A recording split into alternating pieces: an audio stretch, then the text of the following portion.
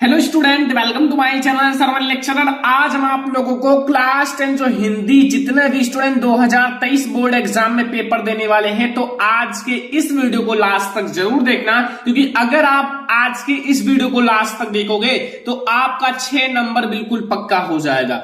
तो इस वीडियो को लास्ट तक देखना, वीडियो को लाइक कर देना, अगर आप चैनल पर नए हैं तो सब्सक्राइब जरूर कर लेना, ठीक है। देखो, आज हम लोग क्लास 10 हिंदी का महत्वपूर्ण जीवन परिचय देखेंगे, ठीक है। और जितने भी आपके महत्वपूर्ण जीवन परिचय हैं वो बताऊंगा, और आपको बोर्ड एग्जाम में जीवन परिचय कैसे लिखना है ताकि आप लोग भी हिंदी में 95% मार्क्स ला सको।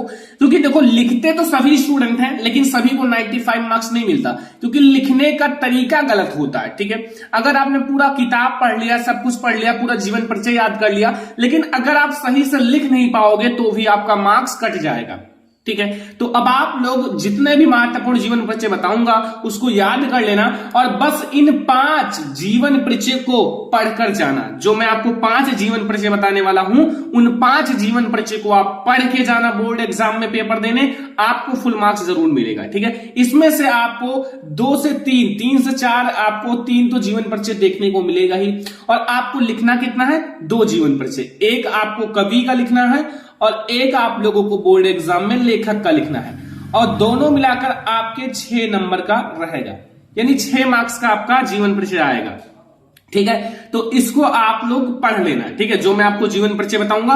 और बोर्ड एग्जाम में लिखना कैसे है आपको जीवन परिचय, वो भी अभी मैं आपको बताऊंगा, ठीक है। लेकिन इससे पहले मैं आपको जितने भी आपके इंपॉर्टेंट जीवन परिचय हैं बोर्ड एग्जाम के लिए उसको बता देता हूं, ठीक है।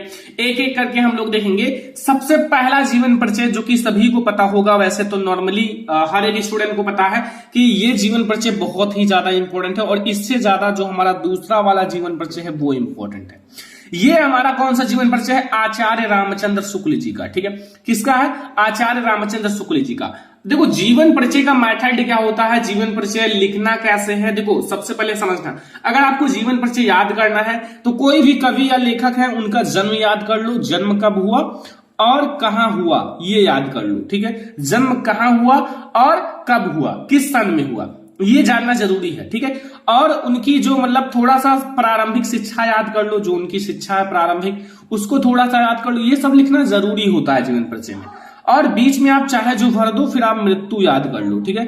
मृत्यु, ये 3 इंपॉर्टेंट पॉइंट होते हैं, मतलब जीवन परिचय का मेन इंपॉर्टेंट पॉइंट यही होता है, ठीक है। लास्ट में तो आपको रचनाएं लिखना ही पड़ेगा, रचनाएं का भी 1 नंबर क्लास 10 में दिया जाता है। तो ये जीवन परिचय आप तैयार कर लेना। ये हमारा है आचार्य रामचंद्र शुक्ल जी का जीवन परिचय, जो बोर्ड एग्जाम के लिए मोस्ट इंपोर्टेंट है। ये हमारा पहला जीवन परिचय है, ठीक है। अब हम लोग देखेंगे दूसरा मोस्ट इंपोर्टेंट जीवन परिचय। ये और भी ज्यादा इंपोर्टेंट है, और ये दोनों जीवन परिचय आपको बोर्ड एग्जाम में देखने को मिलेगा। ये दोनों हमारे गद्य खंड के हैं, और गद्य खंड से मैंने केवल 2 ही जीवन परिचय लिया है, ठीक है। जो बोर्ड एग्जाम में आएगा 100% वही मैंने जीवन परिचय लिया है, बोरिंग नहीं लगेगा, ठीक है। अगर आप ये 2 जीवन परिचय याद कर लोगे, अगर आप प्रीवियस पेपर, मॉडल पेपर कुछ भी उठा के देखोगे, तो ये दोनों आपको जीवन परिचय पेपर में मिलेगा, क्योंकि ये दोनों जो है जीवन परिचय सबसे ज्यादा इंपॉर्टेंट है, और इनके जो गद्यांश हैं वो भी बहुत ज्यादा इंपॉर्टेंट है, बोर्ड एग्जाम में पूछा जाता है, ठीक है। तो अब आप लोग इन दोनों जीवन परिचय को याद कर लेना। अभी मैं आपको लिखकर भी समझा दूंगा कैसे बोर्ड एग्जाम में जीवन परिचय लिखना है, बस आपका पूरा क्लियर हो जाएगा, ठीक है। अब देखो, अगला जो जीवन परिचय तैयार कर लेना है वो है सूरदास जी का। किसका? सूरदास जी का। ये हमारे कवि हैं, ठीक है। अब कवि का जीवन परिचय इन सबको मैंने पढ़ाया भी है, अगर आप पढ़ना चाहते हो तो सर्च कर सकते हो, सूरदास का जीवन परिचय बाई सरवन लेक्चरर, जयशंकर प्रसाद जी का जीवन परिचय बाई सरवन लेक्चरर। ऐसे करके आप किसी का भी जीवन परिचय सर्च करोगे आपको मिल जाएगा, ठीक है। तो यहां आपको सूरदास जी का जीवन परिचय तैयार कर लेना है। सूरदास जी का जीवन परिचय बहुत ज्यादा आसान है, अगर आप थोड़ा सा अच्छे से पढ़ोगे, जो मैंने पढ़ाया है, तो आप लोगों को अच्छे से समझ में आ जाएगा, ठीक है। तो ये हमारा है सूरदास जी का जीवन परिचय, जो आपको तैयार करके जाना है बोर्ड एग्जामिनेशन में, ठीक है। तो ये आप लोगों को तीसरा जीवन परिचय समझ में आ गया। अब यहाँ आप लोगों को 2 जीवन परिचय मिल रहा है। कौन कौन सा? देखो, अगला हमारा चौथा जीवन परिचय है तुलसीदास जी का। देखो, तुलसीदास जी का जीवन परिचय भी बहुत ज्यादा इंपॉर्टेंट। देखो, वो मैंने वही जीवन परिचय लाया है जो बोर्ड एग्जाम के लिए सबसे ज्यादा इंपॉर्टेंट है। वैसे तो बहुत सारे जीवन परिचय आपको मिलेंगे, 10 से 12 जीवन परिचय, लेकिन उसमें से मैंने केवल 5 जीवन परिचय लिया है। 5 जीवन परिचय जो बोर्ड एग्जाम में 100% आने के चांस है, मतलब आते हैं, वो आएंगे। अगर आप ये 5 जीवन परिचय याद कर लोगे तो ये 6 मार्क्स आपका कहीं नहीं जाएगा। ऐसे करके मैं आप लोगों को हिंदी का पूरा 70 में 70 नंबर क्लियर करा दूंगा। केवल आप लोग ऐसे ही तैयारी करते रहो, ठीक है। तो ये हमारा हो गया तुलसीदास जी का जीवन परिचय। अब हमारा आता है महादेवी वर्मा का जीवन परिचय। देखो महादेवी वर्मा का भी जीवन परिचय बहुत ज्यादा इंपॉर्टेंट है। कवि में आपको 3 जीवन परिचय याद करना है, लेखक में आपको 2 जीवन परिचय याद करना है। कुल मिला के 5 जीवन परिचय याद करना है और 5 जीवन परिचय आपको 6 नंबर देकर जाएगा, ठीक है। तो ये आपको समझ में आ गया। तो यहां से अभी आपको समझ में आया आपको कौन कौन सा जीवन परिचय याद करना है। अब आप लोगों को बताऊंगा कि बोर्ड एग्जाम में आपको जीवन परिचय लिखना कैसे है, ठीक है। आप लोग जीवन परिचय कैसे लिखोगे ये भी आप लोगों के लिए इंपॉर्टेंट है। तो मैं इसमें से कोई एक जीवन परिचय आप लोगों को लिखकर अच्छे से समझा देता हूं। चलो मैं आप लोगों को इंपॉर्टेंट जीवन परिचय आचार्य रामचंद्र शुक्ल जी का समझाता हूं, ठीक है। बहुत ज्यादा इंपॉर्टेंट है, बोर्ड एग्जाम में देखने को मिलेगा, तो इसलिए आप लोग इसको ध्यान से समझ लीजिए। देखो सबसे पहले आपको बोर्ड एग्जाम में लिखा रहेगा ये 3 जीवन परिचय, इनमें से किसी एक को लिखना है, उनकी रचनाएं और जीवन परिचय। सबसे पहले आप ऊपर क्या करना, ऊपर आप प्रश्नोत्तर संख्या डाल देना। क्या डालना है? प्रश्नोत्तर संख्या। ध्यान से समझना प्रश्नोत्तर संख्या कैसे डालना है, वैसे तो मैं आप लोगों को अलग से बता देता हूं ताकि आप लोग अच्छे से समझ लो, ठीक है। देखो आप लोगों को प्रश्नोत्तर संख्या डाल देना है। देखो मैं आप लोगों को ऐसा बता रहा हूं एग्जाम्पल के रूप में, जैसे आप प्रश्नोत्तर संख्या ब्लैक पेन से डालना, रेड पेन का बोर्ड एग्जाम में यूज नहीं करना है। फिर आप लोग अच्छे से स्केच से ऐसे अंडरलाइन कर लेना और जिस भी नंबर पे है वो लिख देना, 2 3 4 5, जो जिस नंबर पे है।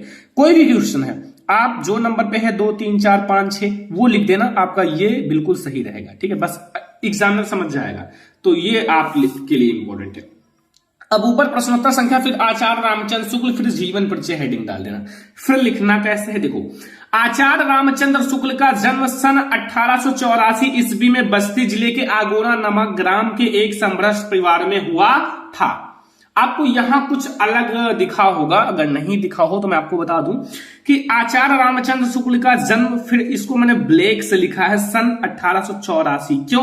क्योंकि ये जो है ना मेन पॉइंट है, जीवन परिचय का सबसे मेन लाइन यही है, ठीक है। जन्म कब हुआ है और बस्ती जिले के आगोना नामक ग्राम में, ये भी आपका मेन है, कहां हुआ? आगोना नामक ग्राम में। तो इसको आपको ब्लैक से लिखना है ताकि जब एग्जामिनर आपके जीवन परिचय को देखे तो सबसे अलग दिखे। जब आपका जीवन परिचय सबसे अलग दिखेगा तभी आपको सबसे अलग नंबर मिलेगा, ठीक है। अगर आप उसी में पूरा एक जैसा लिख कर दे दोगे तो उसको सही से पता नहीं चलेगा, कहां जन्म लिखा है, कहां मृत्यु लिखा है, कहां हुआ जन्म, ये सब नहीं पता चलेगा। तो इसको आप हाईलाइट से ब्लैक से लिखना। ग्राम के एक सामंत परिवार में हुआ था। इनके पिता का नाम चंद्रबली शुक्ल मिर्जापुर में कानूनगो थे। कौन थे? कानूनगो थे। और इनकी माता अत्यंत विदुषी और धार्मिक थी। जो इनकी माता थी वो अत्यंत विदुषी और धार्मिक थी। और इनकी जो प्रारंभिक शिक्षा दीक्षा, देखो प्रारंभिक शिक्षा जानना जरूरी है, ठीक है।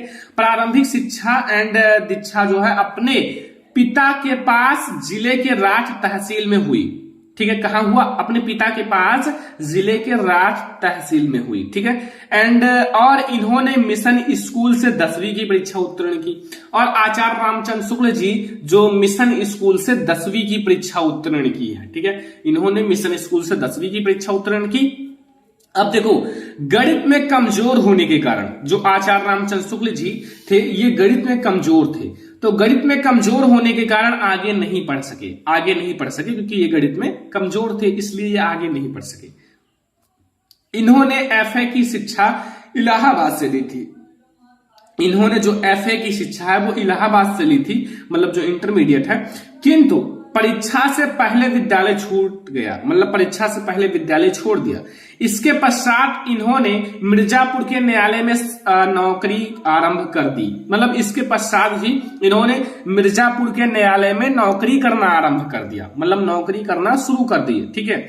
नौकरी करना आरंभ कर दिया। यह नौकरी इनके स्वभाव के अनुकूल नहीं था, मतलब इनके पसंद का नहीं था ये नौकरी, ठीक है। लेकिन फिर भी घर चलाने के लिए कर रहे थे, तो इनके स्वभाव के अनुकूल नहीं थी। अध्यापन का कार्य करते हुए इन्होंने अनेक कहानी, कविता, निबंध, नाटक आदि की रचना की। बहुत सारी कहानी, कविता, निबंध, नाटक इन सब की रचना की। एंड इन्होंने 19 साल यानी कि 19 वर्ष तक काशी नगरी प्रचारणी पत्रिका का संपादन किया। तो इसको आपको ब्लैक से लिखना है क्योंकि ये इनकी पत्रिका है, काशी नगरी प्रचारणी पत्रिका, ठीक है। इसका संपादन किया। और श्याम सुंदर जी के अवकाश प्राप्त करने के बाद ये हिंदी विभाग के अध्यक्ष भी हो गए। जब श्याम सुंदर दास जी मतलब अवकाश लिए, मतलब छुट्टी लिए, तो ये क्या हो गए, हिंदी विभाग के अध्यक्ष भी हो गए। और हिंदी का यह दिग्गज साहित्यकार सन 1941 ईस्वी में स्वर्गवासी हो गया, ठीक है। 1884 में जन्म हुआ और 1941 में मृत्यु हो गया। अब इनकी रचनाएं समझ लो। रचनाएं इनका है चिंतामणि, रसमीमांसा, त्रिवेणी। तो ये 3 रचनाएं आप याद रखना। तो अब आप लोगों को बोर्ड एग्जाम में ऐसे ही बोर्ड एग्जाम में आपको लिख कर आना है, और जो मैंने आप लोगों को 5 मोस्ट इंपोर्टेंट जीवन परिचय बताया है वो याद कर लेना, क्योंकि बोर्ड एग्जाम के लिए ये सबसे ज्यादा इंपॉर्टेंट है। आई होप कि आपको ये वीडियो बहुत ही ज्यादा पसंद आया होगा।